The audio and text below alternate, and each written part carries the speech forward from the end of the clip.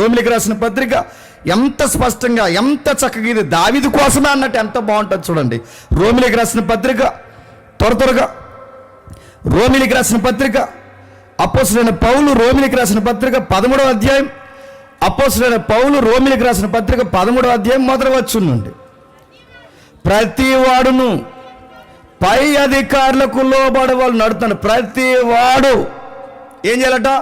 పై అధికారులకు లోబడవలను. యాలి అనగా దేవుని వద్ద కలిగినది తప్ప మరి ఏ అధికారము లేదు. ఉన్నత అధికారులు దేవుని వలనే నియమింపబడి ఉన్నారు. అండర్లైన్, ఏ పెన్ ఉంటే ఆ పెన్ అండర్లైన్ చేయండి. లైఫ్ లాంగ్ గుర్తుపెట్టుకోండి. ఎక్కడ మీరు పని చేసినా ఆఫీసర్ని, పైన ఉన్నవాడిని, వయసులో పెద్దవాడిని ఆడు ఈడు అనొద్దు. బైబిల్ ఏమంటుందో తెలుసా? ఏ అధికారము కూడా దేవుని సెలవు లేకుండా లేదు. రాజుల్ని ఎక్కించువాడు ఆయనే, దించువాడు ఆయనే, అధికారులను ఏర్పరచువాడు ఆయనే, తొలగించువాడు ఆయనే, రాజు హృదయాలు నీటి కాలంలో తిప్పేది ఆయనే. ఆడి మంచోడైనా చెడ్డోడైనా నియమించుకునేది ఆయనే.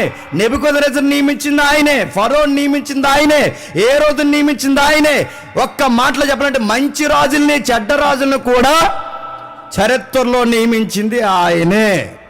ఆ కింద నువ్వు మెన్ పవర్గా పనిచేస్తే, చిన్నోడిగా ఉంటే మనం చేయాల్సిన పని ఏంటో తెలుసా? ఏ అధికారము దేవుని వలన కలగలేదని మీరు అనుకోవద్దు.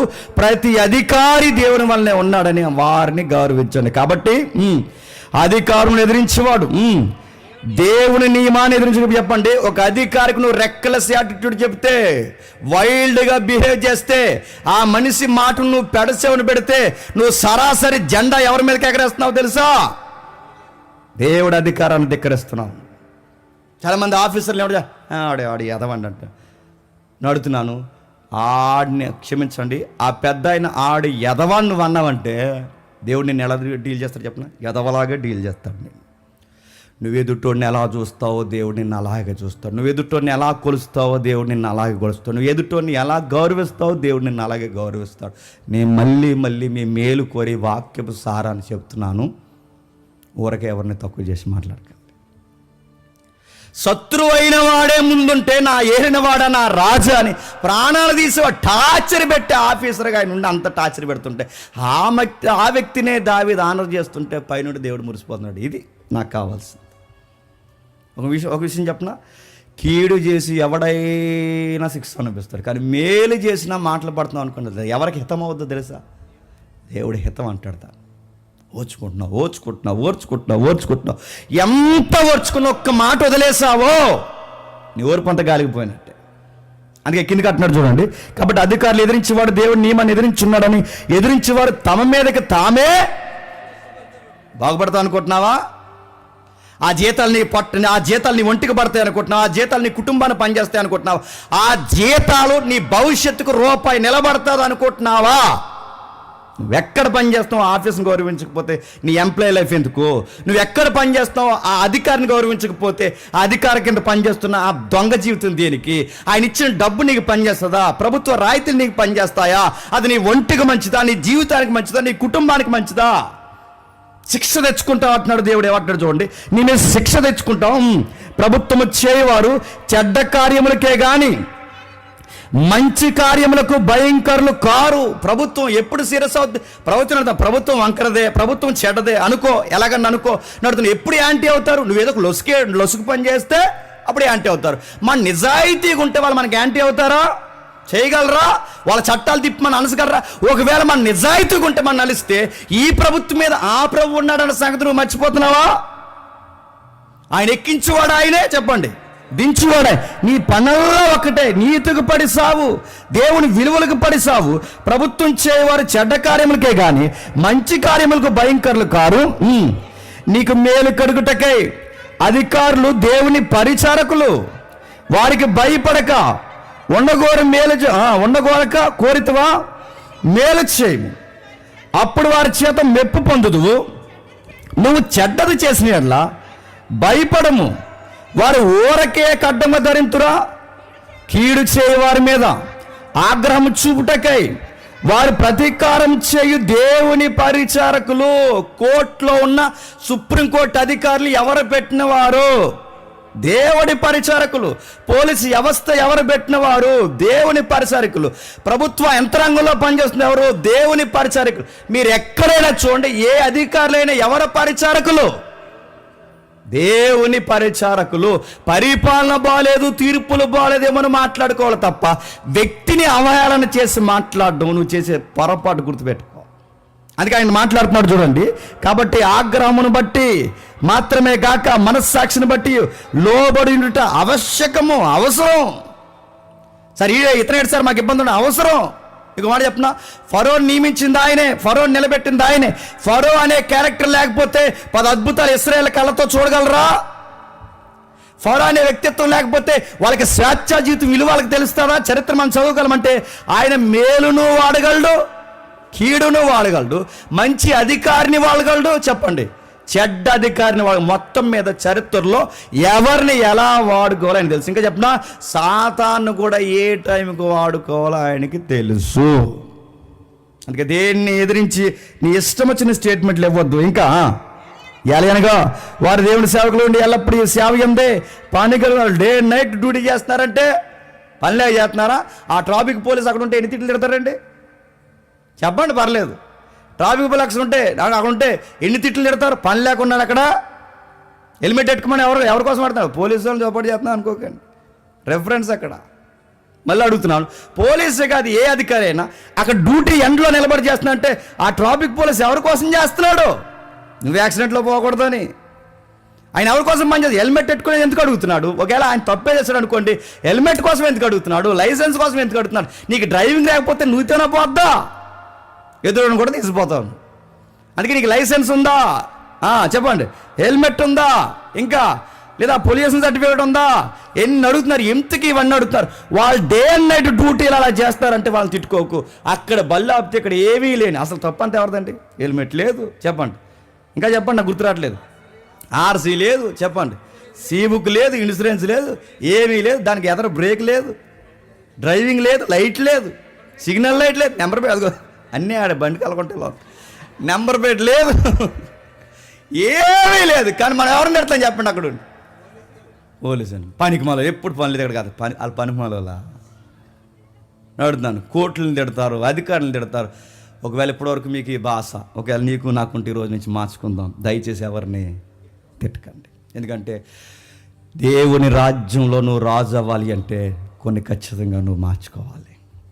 దేవుడు ఏర్పరిచిన ఆయన అధికారంలో నువ్వు వర్ధిల్లాలి అంటే ఖచ్చితంగా మన భాష మార్చుకోవాలి, మన విధానాలు మార్చుకోవాలి. ముఖ్యంగా ఎదుటి వ్యక్తుల్ని కించపరిచే విధానాలు మానేయాలి. అధికారులు దేవుని తరపునున్న ప్రతినిధులు ఇంతే కదా. మీరు పన్ను కూడా చెల్లించున్నారు, ట్యాక్స్ ఎక్కువ వేస్తున్నారని గవర్నమెంట్ తిట్టుకుంటున్నావా? జిఎస్టీ ఎక్కువైపోయిందని యదవ ప్రభుత్వం వచ్చింది అన్నట్టు. యదవ ప్రభుత్వం జిఎస్టీ ఎక్కువ వేస్తున్నారని తిట్టుకుంటున్నావా? ఇంకా చెప్పండి, నాకు గుర్తురాలేదు. పన్నులు ఇంటి పన్ను కోసం తిట్టుకుంటున్నావా? ఏం తిట్టుకుంటున్నా తెలియదు, కానీ మొత్తం మీద ఏం చేసినా కట్టాలనుకున్నప్పుడు కట్టే. ఇంకా చెప్తున్నాను చూడండి. కాబట్టి ఎవనికి పన్ను వానికి పన్నును, ఎవనికి సుంకమో వానికి సుంకమును చెల్లించండి. ఎవడి ఎల్ల భయం ఉండవలనో వాని ఎల్ల భయం ఉండవలను, ఎవడి ఎల్ల సన్మానం ఉండవలనో వాని ఎల్ల సన్మానము కలిగి ఉండము.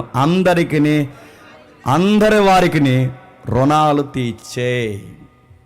ట్రైన్ ఎక్కినప్పుడు టికెట్లు తీద్దామా? చెప్పండి చెప్పండి, ముఖ్యాంశం చెప్పండి. వడవాడేస్తాం టీటీతో వెళ్తామండి. ఈడు మామూలు జనరల్ టికెట్ తీసి ఎక్కడికి వెళ్తాం చెప్పండి. రెసిడెంట్గా దిగుతామండి, దిగుతాడు, ఎక్కువ మాట్లాడు, కింద దూకేస్తా అన్నాడు ఒకడు. అటు దూకి దీని మీద లెటర్ వేస్తాడండి, ఎవరి మీద? టీటీ మీద. ఎంత అన్యాయం అండి. అందుకే భక్త్ సింగ్ గారు అనుకుంటా ఎప్పుడో ఆయన దేవుళ్ళలోకి రాకముందంట అయిందనుకుంటా, ఎప్పుడు నేను బుక్లో చదివాను. ఎప్పుడో దేవుళ్ళలోకి రాకముందంట టికెట్ తీయకుండా ఆయన ఇండియన్ గవర్నమెంట్ రైల్వేస్ ఏవైతుందో ఆయన జర్నీ చేశాడట. ఆ తర్వాత ఆయన దేవుళ్ళకి వచ్చిన తర్వాత చాలా సీనియర్ సేవకుడిగా తయారైన తర్వాత ఆ సేవలో బిజీగా వెళ్ళిపోతున్నాడు. ఒకసారి ఆగండి అని చెప్పి ఆ రైల్వే స్టేషన్కి వెళ్ళి టికెట్లు కొంటుంటే, ఇదేంటి సార్ వెహికల్ ఉండగా మళ్ళీ మీరు అక్కడ టికెట్లు కొంటున్నారు, ట్రైన్లో వెళ్తారా, నచ్చట్లేదా, మా డ్రైవింగ్ నచ్చలేదంటే అని చెప్పి ఆ టికెట్లు కొని అక్కడే చింపేశాడంట. ఎందుకంటే నేను రైల్వే డిపార్ట్మెంట్కి రుణం ఉండిపోయాను అన్నాడంట. వాక్యం అర్థమైతే అలా బిహేవ్ చేస్తాం. నేను ఎప్పుడో వాక్యంలో చెప్పినట్టు గుర్తు, సులభ కాంప్లెక్స్లు ఉంటాయి బయట, అందరూ వెళ్ళి ఎవడు నీళ్ళు కొట్టడండి, ఎవడు శుభ్రం చేయడండి. కానీ ఒక క్రైస్తవుడికి నువ్వు వెళ్ళొచ్చిన తర్వాత నెక్స్ట్ ఎవడైనా వెళితే నా ముందు ఎవడెళ్ళే డబ్బు ఎంత నీట్గా ఉందో అనుకోవాలి. గుర్తుపెట్టుకోండి, మనం ప్రభుత్వానికి మేలుకరంగా ఉండాలి తప్ప చెప్పండి కీడుకరంగా ఉండకూడదు. మనం ఎక్కడుంటే అక్కడ ఆఫీస్, కుటుంబం ఎక్కడున్నా సండి ఎవరంటే ఎంత బాగుంటారంటే ఆశీర్వాదకరమైన ప్రజలుగా ఉండాలి. మన మాట, మన డ్రెస్ కోడ్, మన ప్రవర్తన, మన తిండ్లు ఒక్కటి కాదు రెండు కాదు, ఎంత బాగా ఎలా ఉంటున్నారంటే ప్రభావితం చేయబడే వ్యక్తులు క్రైస్తవులు. అంటే వాళ్ళొస్తే నాగరికతలు మారుస్తారు, వాళ్ళొస్తే మాట తీరు మారుస్తారు, వాళ్ళొస్తే చదువులు మారుస్తారు, వాళ్ళొస్తే రివైవల్ స్టార్ట్ చేస్తారు. వాళ్ళు ఎక్కడుంటే అక్కడ జిల్లాకి దీవెన, రాష్ట్రానికి దీవెన, దేశానికి దీవెన. క్రైస్తవులు దేశానికి దేశద్రోహులు కాదు, క్రైస్తవులు దేశానికి దాసోహం చేసేవారు. క్రైస్తవులు దేశ బాగు కొరకు బాగుపడేవారు. క్రైస్తవులు ఎవరు దేశానికి వ్యతిరేకులు కాదు. చాలామంది ఈ మూఢభక్తిని చెప్పేస్తున్నారు, ఇదిగో మీరు ఈ మతంలో ఉంటేనే మీరు భారతీయులు, ఈ మతంలో లేకపోతే మీరు భారతీయులు కదంటే మతానికి భారతీయ పౌరసత్వానికి సంబంధం ఏంటి? అసలు మతానికి నడుతున్న పుట్టుకతో లేని మతం, పుట్టుకతో వచ్చిన భారతీయ పౌరసత్వానికి సంబంధం ఏంటి? లేని పోని పెడుతున్నందుకు చూడండి, మన భారత స్వతంత్ర దేశంలో అత్యధికంగా ఎక్కువగా స్వార్థం లేకుండా నిస్వార్థంగా ఈ దేశానికి సేవ చేసింది ఎవరో తెలుసా? మన క్రైస్తవ బిడ్డలు చేస్తారు. వాళ్ళ ఉద్యోగాలు తాకడ పెట్టారు, వాళ్ళ వైద్య వృత్తిని తాకడ పెట్టారు, వాళ్ళ లాయర్ వృత్తిని తాకడ పెట్టారు. ఒకటా రెండా? ఈ స్కూల్ మీరు చూస్తున్నా, అక్కడికి వెళ్ళి చూడండి, ఆ తల్లుల ఫోటోలు ఉంటాయి. Shadow school, girls high school మనం ఏదో చదువుతున్నాం, అక్కడికి వెళ్ళి చూడండి. ఎప్పుడండి వాళ్ళ దేశాలు వదిలి వచ్చి ఇక్కడ అడుగుతున్నాను. ఆ పుష్కర గడ్డ పక్కన ఉంటాయి మీరు చూడండి సమాధులు. ఏ దేశం అండి వాళ్ళది? సమాధులు ఎవరో శుభ్రం చేయట్లేదు, వదిలేదు. మీరు ఇటు సైడ్ వెళ్ళినప్పుడు ఆ రో బ్రిడ్జ్ ఉందిగా, పక్కకి వెళ్ళిన తర్వాత మీరు చూడండి బ్రిటిష్ సమాధులు అని ఉంటాయి, అందులో కొన్ని క్రైస్తవ సమాధులు ఉన్నాయి. ఎందుకు వచ్చి ఇక్కడ చచ్చిపోయారు అమాయకులుగా చెప్పండి? ప్రభుత్వానికి దీవెన, రాష్ట్రానికి దీవెన, జిల్లాలకి దీవెన, పంచాయతీకి దీవెన. నువ్వు ఎంప్లాయ్ అయితే నీ పైన ఉన్న అధికారికి దీవెన. బైబిల్లో ఈ లైన్స్ మీకు కనిపిస్తాయి చూడండి. యోసేపు వెళ్ళిన తర్వాత జైలు అధికారులకి రెస్ట్ వచ్చేసిందంట. దీవెన అబ్బాయి అక్కడ ఉంటే అక్కడ. దానియేలు వెళితే బబులోను సామ్రాజ్యం అంతా రెస్ట్ తీసుకుందంట. దావీదు వస్తే మిగిలిన సామ్రాజ్యాలన్నింటినీ నెమ్మదిపరిచేశాడంట. నేను అడుగుతున్నాను, నువ్వు వెళితే ఆ ఆఫీస్ నెమ్మదిగా ఉంటుందా? నువ్వు వెళ్ళే క్రికెట్లు ఎక్కువైపోతున్నాయని అడుగుతున్నాను. క్రికెట్లు గడవా నువ్వు ఎక్కడైనా ఉంటే ఆఫీసర్ నెమ్మది కొట్టినాడా? చెప్పిన పనుల్లో ఈడు ఎక్కడ తిరుగుతాడని నువ్వు తిట్టించుకుంటున్నావా? నేను అడుగుతున్నాను, నీ వలన ఏటి లబ్ధి? నువ్వు లంచగొండవు కదా, నీ ఆఫీసర్ నమ్మగలరా? ఈడు మాట అంటే మాట అని నమ్మగలరా? ఈడు ఎటువంటి ఇబ్బందికరమైన మనసు కదని నమ్మగలరా? ఈడు తోటి ఎంప్లాయీలను అందరినీ కలిపి ఒక విప్లవం సృష్టిస్తాడని ఏమన్నా చేయకుండా ఉంటాడని నమ్మగలరా? దావీదులో ఉన్న కొత్త నిబంధన విలువలు ఏంటో తెలుసా? సరే మిమ్మల్ని నేను హానర్ చేస్తున్నాను. ఎందుకు చెప్తున్నా? ఒకటి, మీరు దేవుడు అధికారి. రెండు, మానవాధికారి. ఈ రెండిట్లని బట్టి చెప్పండి, నేను సాష్టాంగపడుతున్నాను. మీరు నా మీద దేవుడిచ్చిన అధికారంతో నా తల తీసేసిన చెప్పండి, నేనేమన్నా. అందుకే మనం మాట్లాడాల్సిన మాట చెప్పిన, చట్టాన్ని మేము చెప్పండి గౌరవిస్తున్నాం. చట్టాన్ని మేము గౌరవిస్తున్నాం, అధికారులు మేము గౌరవిస్తాం. చట్టం ఎలా చెబితే అలా మేము చెప్పండి చేస్తాం.